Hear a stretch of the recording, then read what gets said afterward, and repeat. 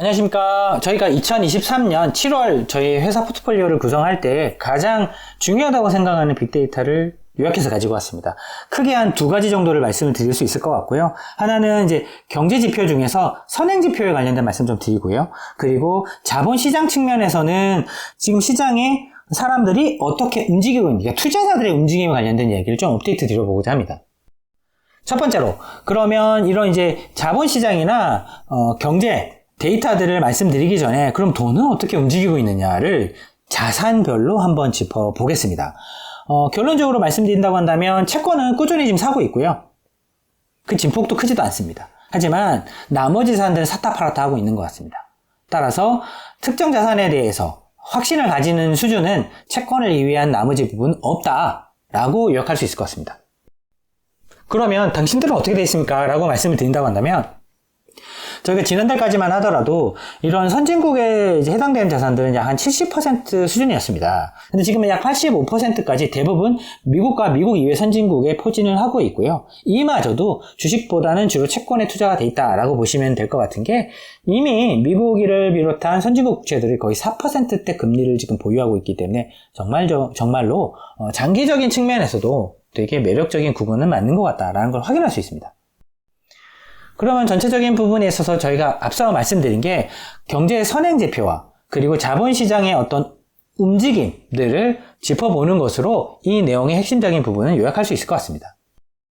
첫 번째, 경제지표 중에서는 크게 저희가 선행지표와 후행지표를 말씀드리려고 하는데요. 왜냐하면 선행지표는 향후에 해당되는 내용이긴 하지만 후행지표까지도 뭔가 변화가 있다라고 한다면 사실 컨펌, 확인되는 부분이 확실성이 높아지기 때문입니다. 따라서 선행지표에 해당되는 거는 이제 트럭의 움직임입니다. 즉 미국에서 트럭의 어떤 수요에 해당되는 지표가 이 ATA 지표인데요. ATA 지표를 보시게 되면 2022년 연말부터 확실하게 0%를 하회하기 시작했습니다. 오히려 감소하기 시작했다는 건데요. 향후 수요가 실물 경기에 해당되는 수요 자체가 꺾였다는 부분을 여기서 확인할 수 있습니다. 두 번째로 경기의 후행지표에 해당되는 부분인데 이게 이제 고용지표이니까요. 신규 실업 청구 건수가 저희가 알고 있는 최근 한 1년 넘는 기간 동안 중에서 가장 높은 구간까지 들어왔다. 그 이야기는 후행지표도 확실하게 조금 꺾인 것 같다라는 부분을 여기서 저희가 확인해 볼 수 있습니다. 그러면 인플레이션에 관련된 부분인데 생각보다 지금 유럽의 인플레이션이 잘 안 잡히고 있지 않았습니까? 그래서 ECB도 되게 강경한 입장을 보였는데 유럽에서 인플레이션이 가장 취약한 지역이 크게 두 가지 지역으로 볼 수 있는데 브렉시트를 하긴 했지만 영국이 있고요. 그리고 스페인을 들 수 있습니다. 스페인 같은 경우와 사실은 이제 PPI 생산자 물가지수가 약간 이제 소비자 물가지수에 선행하는 경향이 있는데요. 보시면 마이너스권도 들어왔습니다. 따라서 이 생산자 물가지수 마이너스 때문에 소비자 물가지수 곧 마이너스권으로 들어온다. 더 이상 긴축, 즉 ECB의 강력한 움직임에 따른 시장의 어떤 불편함은 여기서는 이제 좀 진정될 윈도우 그림 안으로 들어왔다라고 보시면 될 것 같습니다. 그리고 나머지 선진국은 사실 일본 정도를 볼 수가 있는데요. 일본 같은 경우는 주가가 되게 좋았습니다. 저희도 상당히 좋아했던 지역이고요. 그런데 보면 선행지표가 기준점인 100을 하회하기 시작했습니다. 특히 이제 2분기 들어와서 뚜렷하게 보이는 현상인데요. 그럼에도 불구하고 일본 지수가 그동안 좋게 버텼던 이유는 아무래도 엔저 현상 때문인 것 같습니다. 따라서 일본 자산을 투자할 때 핵심 지표는 아무래도 기업의 이익 이런 부분도 있겠지만 기업의 이익이 나오기 전까지는 환율의 움직임인 것 같습니다. 따라서 일본 엔화 표시 자산을 투자하는 거에 대해서는 이제 조금 그런 부분이 훨씬 더 중요한 포인트니까 그 부분을 같이 감안하시는 게 필요하다라는 게 저의 의견입니다. 그리고 지금 이제 자본시장에서의 어떤 가장 중요한 부분은 투자자들이 가지고 있는 인플레이션에 대한 의견과 그리고 그것들을 통해서 기업을 하고 있거나 기업의 특수관계자들의 어떤 움직임들을 이제 내부자 거래 등으로 살펴볼 수 있는데 그 두 가지 포인트를 한번 짚어보겠습니다. 첫 번째, 그러면 실제 소비자들이 인플레이션에서 어떻게 생각하고 있는지 이건 이제 expectation 말 그대로 기대니까요. 현재 인플레이션 데이터가 아니고 이미 꺾였습니다. 확실하게. 그런데 중요한 부분은 보면 요 숫자가 보면 연준이 원하는 숫자의 범위 안에 있다는 것입니다. 2에서 3%, 즉 2%대를 미 연준이 원하는데 인플레이션 지표가 이제 기대값이 이렇게 생겼으니까 이제 좀 떨어지겠죠. 그렇다고 한다면 더 이상 금리 때문에 이런 이제 경기 지표 자체가 좀 긴축으로 이어지는 것들에 대한 연결성은 옛날에 비해서 조금 더 쿨다운 됐다라고 볼 수 있는 그런 국면이다라고 볼 수 있는 것 같습니다. 그리고 실제 주식시장의 어떤 내부자들이라고 할 수 있는 특수관계자들이 보게 되면 주로 이제 올라가게 되면 사실 이제 조금 퍼체이스, 그러니까 사자가 많다는 거고요. 그리고 빨간 색깔 같은 경우는 팔자가 많다는 겁니다. 보시면 꾸준히 지금 팔자가 늘고 있고요. 최근 들어와서 오히려 팔자가 줄었습니다. 그 이유는 이미 많이 팔았기 때문에 그런 상황인 것 같고요. 그리고 사자가 전혀 증가하고 있지 않습니다. 따라서 지금 자기 회사 주식에 관련돼 가지고 이미 많이 팔았고 사고 싶지도 않다라는 걸로 이제 요약할 수 있는 것 같습니다. 그만큼 내부자들은 자기 회사 주식에 대해서는 지금 관심이 없다. 즉, 살 만큼 지금 매력적이지 않다라고 판단하는 그런 국면이 이제 드디어 2023년 6월달에 확인되고 있는 것 같습니다. 그리고 주식시장 전반적으로 봤을 때 1월부터 12월 사이에 빅스, 볼라틸리티, 변동성 지수라고 하는 것이 최근 30년 사이에 보게 되면 거의 이제 6월달까지가 거의 바닥을 치고요. 7월달부터 본격적으로 상승하게 되는데 주식시장의 위험이 이제 올라가는, 통계적으로 올라가는 구간에 이제 진입했다라고 여기서 확인할 수 있습니다. 그리고 채권의 변동성 값을 보시게 되면 채권의 변동성 값은 보통 무브라고 부릅니다. 즉 메릴 린치가 주로 이제 발표하는 데이터 값인데요. 보시면 이제 무브 지수 같은 경우가 이제 110을 하회하기 시작했는데 이 정도 수준이 이제 주로 이제 채권의 어떤 변동성 값이 왔다 갔다 하는 구간인데요. 그보다 떨어진다라고 한다면 작년 연초에 해당되는 부분, 2024년 상반기에 해당되는 부분이기 때문에 이제 채권을 정말로 투자해도 될 만한 채권의 위험도가 꽤 많이 떨어진 구간에 들어왔구나라는 부분을 여기서 확인하실 수 있게 됩니다.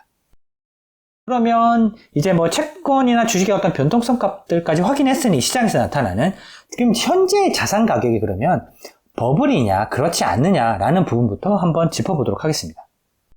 사실 개별 테마 기준으로 보게 되면 즉 AI에 해당되는 이제 반도체 붐이 엄청나게 지금 강했었는데요. 그런 것들은 주로 이제 칩, 반도체 주식으로부터 확인할 수 있는데 크게 이제 뭐 엔비디아라든지 AMD라든지 인텔 정도로 이제 미국 시장에 확인될 수 있는데 이들의 콜옵션, 즉 레버리지 파생상품 투자가 역대급으로 지금 증가했습니다. 보시면. 그런데 이게 고점을 뚫고 올라갔다는 부분입니다. 레버리지 투자 자체가. 이때가 이제 코로나 비대면 이벤트 때문에 상당히 이런 이제 반도체 주식에 대한 수요가 컸고 기대감이 되게 높았던 부분인데 이때부터 사실 꼬꾸라져서 많이 빠지게 됐죠. 즉 지금은 일반적인 이제 주식 투자에 대한 자금의 몰이도 있지만 레버리지 투자에 대한 파생상품 투자의 어떤 규모가 역대급이다라는 부분을 꼭 검토하셔야 될 것 같습니다. 그리고 그 개별 테마나 어떤 산업 측면에서는 AI 반도체 이런 것들이 되게 중요했지만 지역으로 보게 되면 아무래도 미국 아니겠습니까? 이 미국이 이 당장 3분기랑 4분기에 글로벌 산업 생산에 관련돼 갖고 마이너스 영향을 끼친다. 그러니까 사실 0%도 안 된다는 거죠. 오히려 부정적이라는 부분이기 때문에 향후에 이런 자산 가격 측면에 있어서 미국이라는 자산은 조금 부정적일 수도 있겠다. 특히 주식과 같은 부분에 있어서 저희가 지금 고민해야 될 부분인 것 같습니다. 그러면 미국이라는 지역과 그리고 반도체 테마라는 것들에 대한 시장의 실제 자금의 움직임은 어떻게 됐었는지 복기를 한번 해보시면 보면 회색이 IT입니다. 이렇게 들쑥날쑥 많이 하고 있죠. 지금은 아예 관심이 없고요, 또. 그러니까 반도체랑 이런 이제 테크 주식에 관련된 부분의 수급은 좀 변동성이 크게 나타나고 있습니다, 수급이.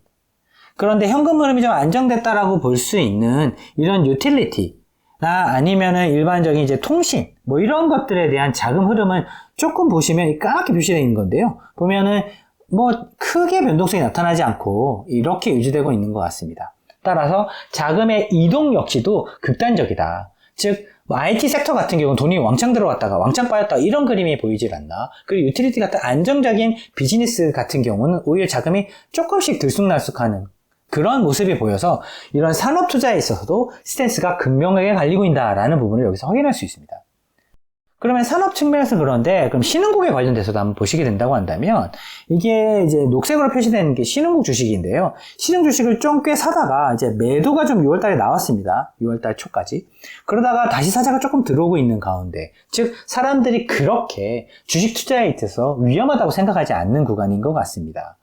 하지만 산업에 있어서 봤듯이 이렇게 좀 움직임이 조금 들쑥날쑥 한다는 것은 사람들의 어떤 움직임 자체가 예전과 다르게 좀 진정되지 않고 있다. 조금 불편해하는 부분도 분명히 있는 것 같다라는 걸 확인할 수 있는데, 흥미로운 것은 신흥국 채권에 관련돼서 수요가 조금 감소하는 듯 하더니 오히려 지금 올라오기 시작했다는 부분입니다. 이 이야기는 신흥국 주식보다 채권이 더 나을 수도 있겠다 이런 생각을 한다는 것은 오히려 자산의 투자에 있어서 신흥국에 있어서도 조금 주식보다는 채권이 낫지 않나라는 스탠스가 여기서 좀 발견되고 있습니다.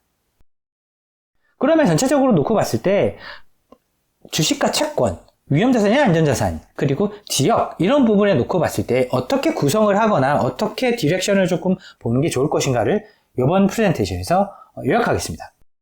첫 번째로 주식과 채권에 대한 얘기를 드리겠습니다. 이 미국 자산을 투자하는 데서 일드 측면에서 보게 되면 주식 일드에서 채권 일드, 주식 수익률에서 채권 수익률을 잠재 기대 수익률을 빼보면 거의 1%에 육박하는데, 그럼 1% 주식이 조금 더 주니까 좋은 거 아닌가라고 생각을 할 수도 있는데 그렇지 않습니다. 왜냐하면 이게 리만 때 봤던 수준이거든요. 그러니까 주식하고 채권 어떤 기대 수익률 자체가 1% 수준까지 수렴했다는 것은 그만큼 시장이 향후에 위험할 수도 있겠다는 선행지표에 해당되는 부분이기도 하고, 그럴 바에는 안전한 확실한 금리를 주는 채권에 투자하는 게 유리할 수도 있겠다라고 사실 판단한 투자들이 급격하게 늘어갈 수 있다는 그런 힌트가 되는 게 아닌가 싶습니다. 그럼 채권에 대한 투자가 지금 어느 정도 주식보다는 좀 유리한 것 같은데, 그럼 어떤 순서로 투자하는 게 좋으냐? 미 연준이 제일 유리한 것 같습니다. 왜? 미 연준이 제일 금리를 먼저 내릴 것 같거든요. 이 옥스퍼드 이코노믹스에서 향후 추정치를 보게 된다고 한다면 제가 방금 말씀드렸던 부분과 거의 궤를 같이 하고 있습니다.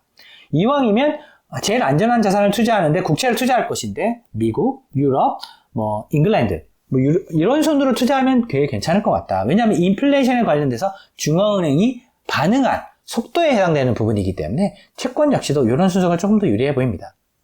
그러면 지역적인 측면에 있어서도 그러면 선진국을 빼고 그러면 신흥국을 투자하거나 신흥국의 어떤 가격 측면에서 메리트가 있었을 때 내가 진입하고 싶을 때 어느 지역이 괜찮냐를 이제 따져보게 된다고 한다면, 이 옥스퍼드 이코노믹스에서 추정한 거나 데이터를 모은 거 기준으로 보신다 하더라도 액티비티 트래커, 그러니까 경제 활동 지수에 해당되는 부분인데요.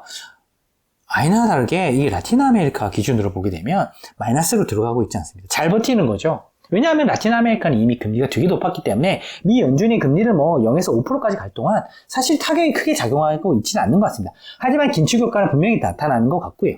그런데 타격을 확실히 아시아 퍼시픽 지역은 많이 받는 것 같습니다. 보면 변동성이 되게 커지지 않았습니까? 경제활동 지수 자체가.